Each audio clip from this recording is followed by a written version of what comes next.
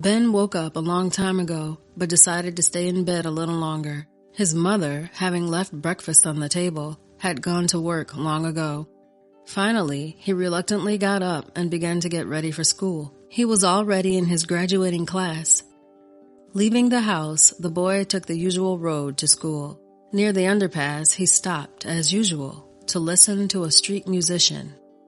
It was a middle-aged homeless man who played the guitar and sang sad songs most of the time. Normally, Ben would stop near him, listen to a few melodies, and after putting the money in the bag next to the man, run to school. The boy was feeling that the musician's songs were in harmony with his mood and feelings. Most of all, he liked the song about a father and his love, which he could not give to his children because he died. Ben learned it by heart and often hummed it to himself. He didn't remember his father, but the son gave him hope that they would meet someday. The homeless man also paid attention to the boy, who came by every day, stopped, listened to the songs, and always left some coins. This day, Ben listened to a few songs as usual and was about to leave, but suddenly the musician called out to him. The boy stopped, and the man, after thanking him, continued. "I often see you here. Do you really like my songs so much?" "Of course," replied Ben sincerely. "Some of them are merry, but most of them are sad and tragic. I especially like the song about a father." The man introduced himself as Mr. Black, and he sang the song again, especially for Ben. The boy listened to his favorite song again and could hardly hold back his tears.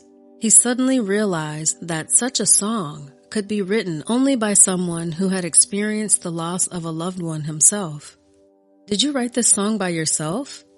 Is it about your life?"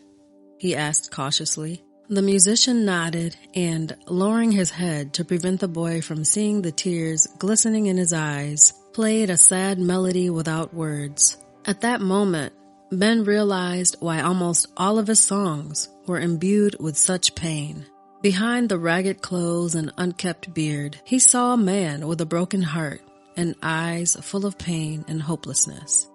The school year was coming to an end, and Ben was preparing hard to go to university.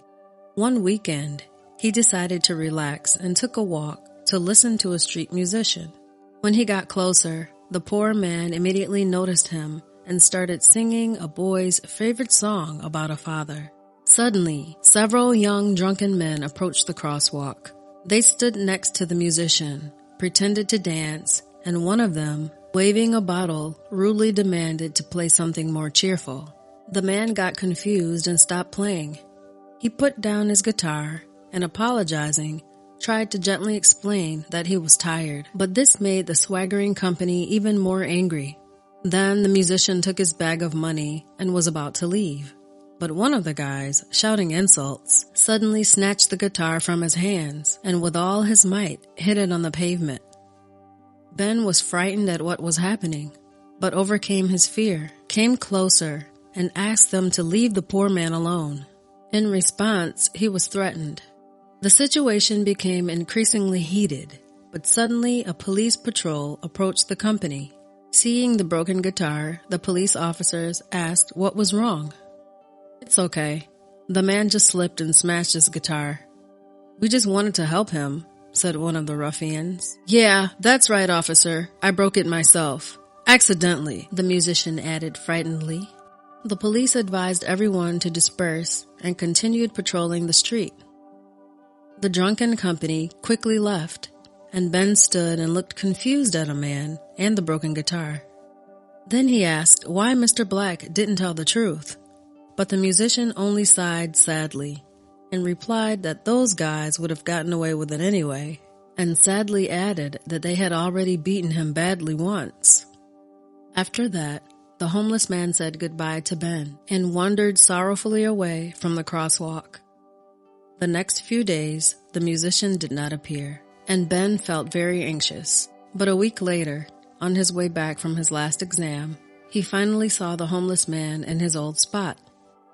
He was sitting with his head down, holding a piece of cardboard, asking for help, but there wasn't a single coin in the bag in front of him. Ben came closer and saw that the man was drunk a little, and his face was covered with abrasions, bruises, and his lip was smashed badly. Feeling a pang of pity and immediately assessing the man's plight, Ben made up his mind and offered the homeless man to go home with him.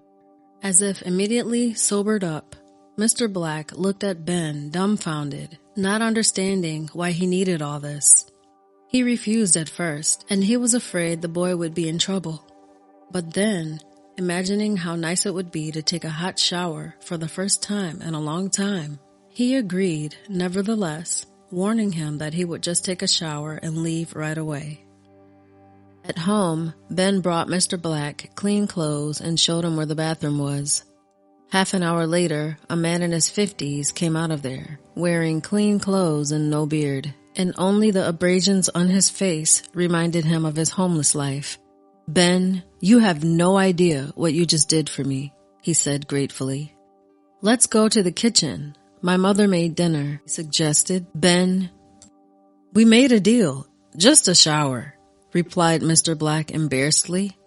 "Come on, and now since you're here, let's have dinner together. Mom will be back from work only in the evening." They sat down at the table.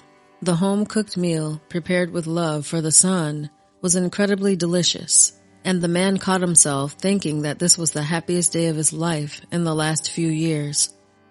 As they were finishing their tea, they heard the sound of an opening door, and the boy realized that his mother had come home from work. "Hi, son," said the mother cheerfully as she entered the kitchen. "Hi, Mom. You're early today." "Short day. They let us off early," said the mother, looking at the strange guest suspiciously. "And I have a guest. Meet Mr. Black. He's a musician." "Nice to meet you, ma'am. I'm sorry. I'm already late. I've got a lot to do today," said Mr. Black, getting up from the table. "I'll show you out," said Ben briefly, and followed Mr. Black out into the hallway. The mother became curious, and she overheard them talking quietly at the front door. "I shouldn't have come. How will you explain everything to your mother now?" said Mr. Black in a frustrated voice. "It's okay. My mom is kind. She'll understand," Ben reassured him. When Ben came back, his mother hugged him, and he told her the whole story of the homeless man's appearance in their apartment. He explained that Mr. Black was a good man, but that life had treated him very unfairly, and he deserved a better life. The woman listened carefully and praised him for his generosity and kindness. The next day, Ben went to a musical instrument store and bought a guitar and a case for it. When he approached the crosswalk, Mr. Black was sitting in the same place, staring blankly into the distance. The boy put the instrument down next to the musician. Stunned, Mr. Black, with tears of joy in his eyes, picked up the guitar and began to play a beautiful melody, and then sang a few songs. The beautiful sound of the guitar attracted passerbys, and people began to gather around. Ben threw money into the guitar case, and having said goodbye, went home. When he turned around, he saw other people throwing money into the bag too. He was relieved and walked happily back to his house. Soon after, Ben left for the rest of the summer to visit his grandmother in the village. When he returned, he immediately went to the crosswalk to see Mr. Black, but he wasn't there. He did not show up the next days either. Time passed. Studies at the university began. New difficulties, problems, and gradually the street musician was forgotten. In his 4th year at the university, Ben fell in love with a girl called Megan. They started dating and spent a lot of time together. Ben even introduced her to his mother, and she was pleased about their relationship. Soon, Ben decided to propose to Megan. The young man didn't have much money, but he wanted this day to be memorable, so he invited Megan to one of the best restaurants in town. There they made a modest order, but when the waiters began to bring exquisite appetizers and expensive wine, the young people got worried. But the waiter hurried to calm them down, saying that everything had already been paid for. Ben and Megan looked at each other in amazement and wondered who could have made them such a present. Maybe their parents or their friends. Ben approached the musicians and asked them to play a nice, slow tune so that after the dance, he could ask for the girl's hand. The music started playing and the young people began to dance, but Ben's heart was racing for some unknown reason. The melody seemed very familiar, but he could not remember where he had heard it before. When the music faded, Ben took out a ring and proposed to his beloved. Megan, bursting into tears with happiness, said yes. When the young people came back to the table, the waiter put a beautiful cake on the table and sent greetings from their friend. Upon Ben's attempts to find out who the man was, the waiter only winked, and at this moment a voice was heard from the stage. "Good evening, dear guest and friends. Today we have witnessed a wonderful event. Let's wish the young couple happiness, and may God bless them." Ben recognized that voice and walked to the stage. In front of them stood Mr. Black, the same street musician with that very guitar. He was well dressed and neatly combed. Mr. Black smiled, hugged Ben, and they sat down at the table together. Ben, Megan, and Mr. Black talked about many things, laughed, discussed the changes in their lives, and then Mr. Black went on stage and sang a few old and new songs. It was a memorable, lovely evening, and 3 months later, Ben and Megan had their wedding in this restaurant.